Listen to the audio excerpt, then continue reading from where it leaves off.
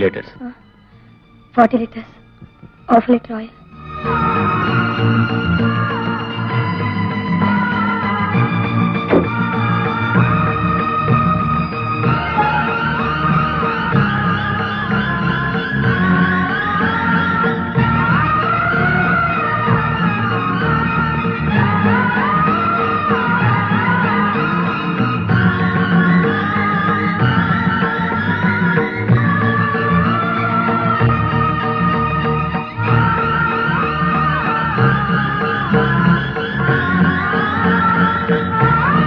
Bill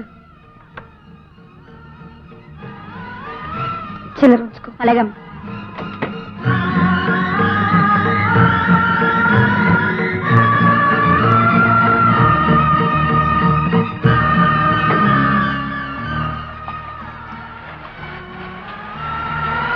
Govindu.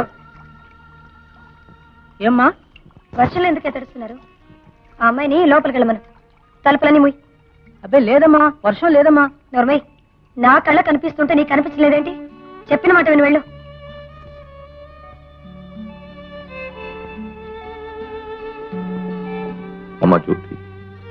వాడికి ఏమైనా బుద్ధుందా? అది బయట వర్షం కురుస్తుంది, తలుపులు మేమంటే వర్షం కురవటం లేదంటున్నాడు. పిచ్చోడు అసలు.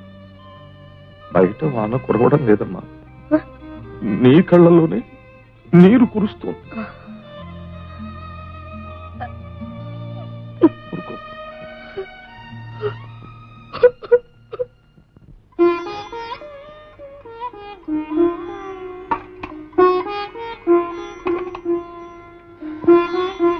తినండి. నువ్వు వడ్డించుకోలేదు? నాకు ఆకలిగా లేదు, మీరు తినండి. ఉందండి. ఊరికే చూస్తా. ఏమిటిది? కట్టుకున్న పెళ్ళానికి పంచపక్ష పరిమాణాలు పెట్టినా పెట్టకపోయినా కనీసం పట్టడన్నం కూడా పెట్టుకోలేని దుస్థితిలో ఉన్నాను. చచ్చా, అలా మాట్లాడకండి. రోజంతా కష్టపడొచ్చే మీరు తినాలి, కానీ నాదే ఉందండి. రాధా, భార్యాభర్తలంటే జీవితంలో అన్నీ సమానంగానే పంచుకోవాలి. కష్టమైనా సరే, సుఖమైనా సరే, ఆకలైనా సరే, అన్నమైనా సరే.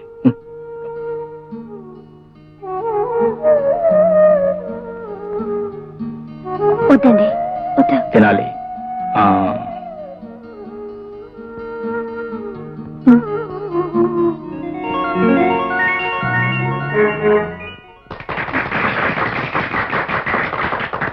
అమ్మాయి రాధా, వస్తున్నా. పిల్లాడు ఏడుస్తున్నాడు చూడమ్మా.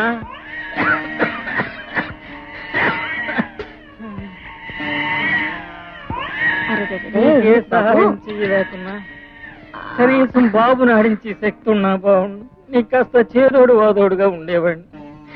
దెబ్బ మీద దెబ్బన్నట్టు ఎలాంటి కష్టకాలంలో నన్ను మంచాన పడేశాడు చూడమ్మా దేవుడు. ఊరుకోండి మావయ్య, కష్టాలు కలకాలం ఉండవు. ఊరుకో బాబు, ఊరుకో. ఏమిట్రా అది? బాబు అలా ఏడుస్తున్న పాలు పట్టచ్చుగా. ఏడు పట్టడం నీకే చెప్పేది. ఏం మాట్లాడుతుంది బాబు?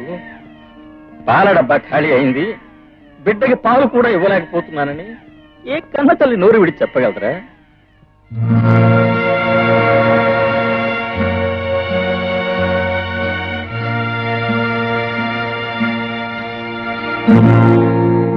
రాధా, ఇదిగో పాల డబ్బా, బాబు పాలు పట్టావు. దీనిలో బియ్యం కూడా ఉన్నాయి, వంట చేయ. ఏమండి, వీటికి డబ్బులు ఎక్కడివి? అదేం ప్రశ్న, పిచ్చి ప్రశ్న. నేను బజార్ని వెళ్తున్నాను, అనుకోకుండా నా మిత్రుడు ఒకటి కనిపించాడు. నేను అడగకుండా ఉద్యోగం కూడా ఇచ్చాడు, అడ్వాన్స్ ఇచ్చాడు. దాంతో ఎవరిని తీసుకొచ్చాను. నా కళ్ళల్లోకి చూసి నిజం చెప్పండి. రాధా, మీకు బహుమతులుగా వచ్చిన కప్పులన్నీ పట్టుకెళ్ళి అమ్మి ఇవన్నీ తీసుకొచ్చారు, అవునా? నా భార్య బిడ్డల అవసరం కంటే అవన్నీ ఎక్కువ కాదనుకున్నాను, అందుకే అమ్మేశాను. ఏమండి, అసలు ఎందుకు ఇలా జరుగుతుంది? రోజు రోజుకి మన పరిస్థితి ఎందుకు ఇలా తయారవుతోంది? బహుశా నా దురదృష్టమే దీనంతటికీ కారణం అనుకుంటాను. నేను అడుగు పెట్టాకి మీకు ఇన్ని కష్టాలు వచ్చాయి. అంతే నా కర్మ అండి, నా కర్మ. కష్టాలు మనుషులు రాకపోతే మాలకు వస్తాయా?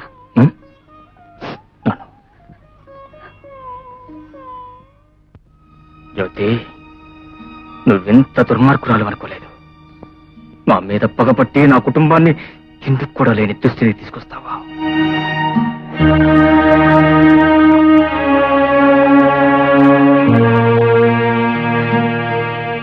బాబు కిరణ్, ఏనాన్న? ఎన్నాళ్ళు రైలా వీధికి ఎదురు తిరిగి పోరాడుతావు? ఏదో ఒక రోజు నీ చీకటి పోయి మళ్ళీ మన జీవితాలకు వెలుగొచ్చి తీరుతుంది నాన్న. ఆ వెలుగు వచ్చే రోజుకి మన బతుకులే తెల్లారిపోతాయేమో. నా మాట వినరా, ఓసారి ఆ గోపాలరావు గారిని కలుసుకుని మన పరిస్థితి చెప్పావంటే ఆయన తప్పకుండా సాయం చేస్తాడు. లేదా ఆ ఇంటికి మాత్రం వెళ్ళు. అడుక్కోవడానికి సిద్ధపడతాను. అవసరమైతే నా ప్రాణాలను నేను అమ్ముకోవడానికి సిద్ధపడతాను. అంతేగా నా ఇంటికి వెళ్ళి మాత్రం చేతాను. ఈ అభిమానం అన్నం పెట్టదురా, పెళ్ళాం బిడ్డల కంటేనా పంతాలు పట్టింపులోను.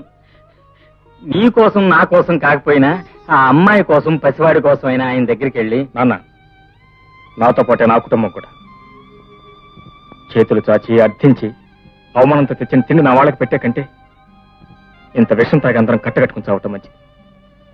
ఆఖరిసారిగా చెప్తున్నాను, ఇంకెప్పుడు ఆ గడప తొక్కమని నాతో చెప్పొద్దు.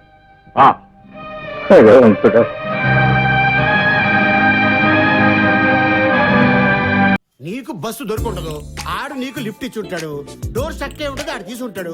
ప్యాంట్ మీద దుంపడి ఉంటుంది, ఆడు దుడిపి ఉంటాడు. దాని పోయి స్పెయిన్ లో స్టీల్ గొట్టం సునందా మా చుట్టం అనద్దు, కాలిపోద్ది ఇక్కడ.